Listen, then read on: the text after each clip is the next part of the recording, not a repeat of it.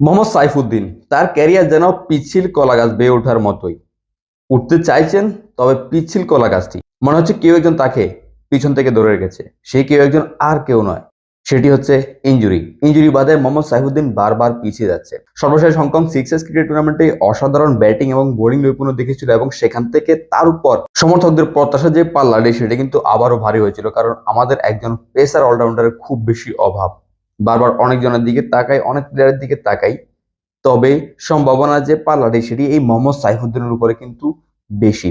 সেই মোহাম্মদ সাইফুদ্দিন সর্বশেষ global টি-20 league খেলতে গিয়ে রংপুর রাইডার্সের হয়ে প্রথম ম্যাচে 22 রানে 1 উইকেট নিয়েছিল এবং ব্যাট হাতে 2 রান নিয়ে অপরাজিত ছিল। সেই ম্যাচের পরে আর মোহাম্মদ সাইফুদ্দিন সেই টুর্নামেন্টে খেলতে পারেনি, যেখানে চ্যাম্পিয়ন হয়েছিল তারই রংপুর রাইডার্স। তবে মোহাম্মদ সাইফুদ্দিন আবারও চেষ্টা করছে, নিয়মিত মিরপুরে আসা যাওয়া করছে, সেখানে ফিটনেসের কাজ করে যাচ্ছেন, যাতে আসন্ন বিপিএল কে সামনে রেখে নিজে প্রস্তুত হতে পারে এবং রংপুর রাইডার্স হয়ে আবারও বিপিএল মাতিয়ে বাংলাদেশ দলে ফিরতে পারেন, এবং একজন পেসার অলরাউন্ডারের যে অভাবটি বাংলাদেশ ক্রিকেট দলে দুটি পূরণ করার যেই প্রচেষ্টাটি সেটি কিন্তু মোহাম্মদ সাইফুদ্দিন আবারও চালিয়ে যাচ্ছেন।